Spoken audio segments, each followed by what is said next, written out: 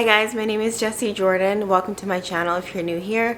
I recently just found out that I'm pregnant after trying for 10 months. So I'm 4 weeks and 5 days, and I thought I would make a video about how to track your cycle for ovulation and for conception, because I was Googling all of these videos when I first started TTCing. So I thought I would just share my experience and what I've learned with y'all, and hopefully it'll help you on your journey to getting your little one. So for today's video, it's going to be how to track your cycle. So you can track by BBTing, which is checking your body basal temperature. You can also track your cycle by checking your CM, your cervical mucus, and then by taking ovulation strips. So the first thing I'll do is I'll just go ahead and show you my ovulation strips. This was from cycle 2, so this was way back when we first started trying. I was taping them onto my pregnancy journal, and then after a while, when it wasn't like happening, like when we weren't getting pregnant, I kind of just, sorry y'all, my battery died, so the card was full, so I had to change the card. But anyways, I should probably mention that this is all based on my experience. You should definitely talk to your doctor or do your own research, but I thought I would just mention that. So this was cycle 2. Focus.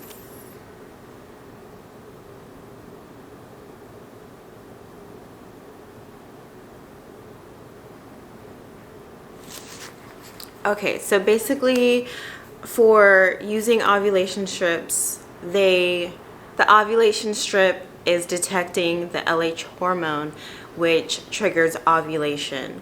So if you have kind of like a typical cycle around 28 days, I usually would start, right here I started testing on cycle day 8, and then I would gradually see it get darker and darker. And for me, and this doesn't happen to everybody, just because I would keep up with other women in their TTC journey, and I would see their ovulation strips, and not everyone would, not everyone's line would get darker than the control line, and that's totally based on your body. But for me, my line would get darker than the control line, and that's when I knew that I was peaking. And once you peak, within about 12 to 36 hours is when your egg will be released. CM, which is the cervical mucus, which is discharge that comes out. So basically during your cycle it changes, and I think it's just really cool. And throughout TTC I was really able to be in tune with my body, and it was really cool to I think we've all noticed our CM, but to really learn about it was really cool.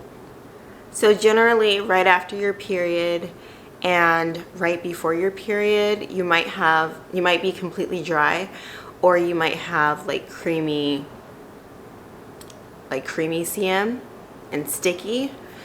But during ovulation, you will have egg white CM. That's to help the sperm travel through the cervix and up through the uterus. I do want to say, right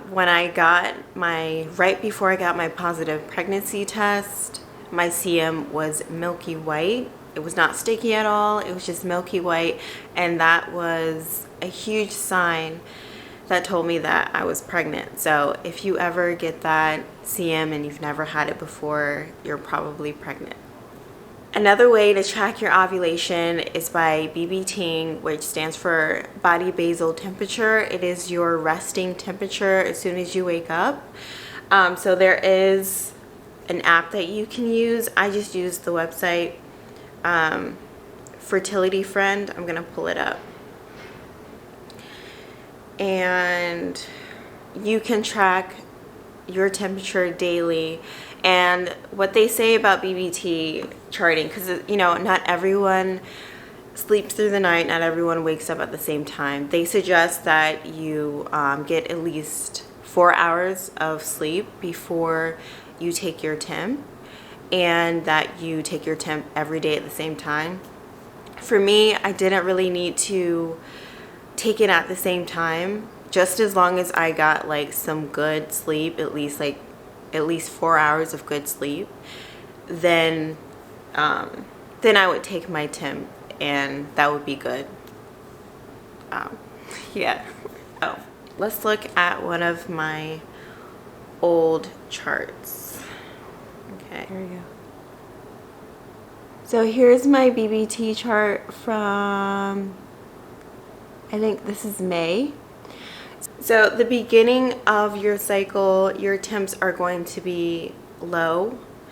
Mine would range like between 96.3 and 96.9.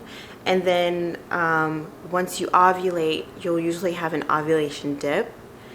And then after you ovulate, your temperatures will rise for the luteal phase. So okay, let's explain this.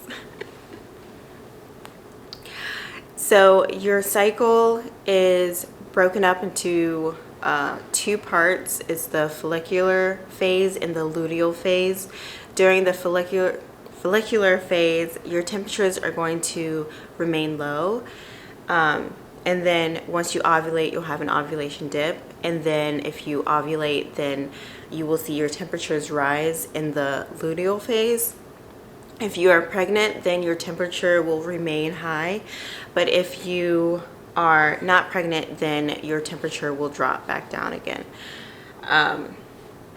Sometimes you can also see on a BB chart an implantation dip. So, and it's not on everyone's chart. It wasn't on my chart. In a separate video, I'm going to show you guys my pregnant BBT chart. But that was a non-pregnant BBT chart. You can see it very low and then very high and then falling at the end. And what I read is the individual temps don't really matter. It is the forest rather than the trees that matter. As long as you're seeing that pattern, then that can definitely confirm that you ovulated. And BBT charting is not a predictor of like when you're going to ovulate, but it does help confirm ovulation. And, oh, I did want to share what thermometer I was using. It's called Easy at Home. This is not sponsored at all. I wish it was. Digital basal thermometer.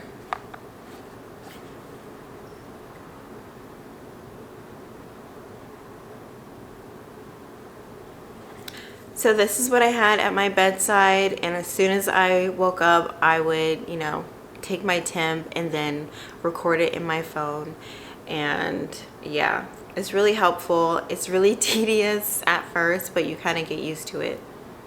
If y'all have any more questions, just let me know in the comments. I hope this video helped you. I hope you get your little one very soon. If you like this video, give it a thumbs up, subscribe to my channel, and I will see you in my next one.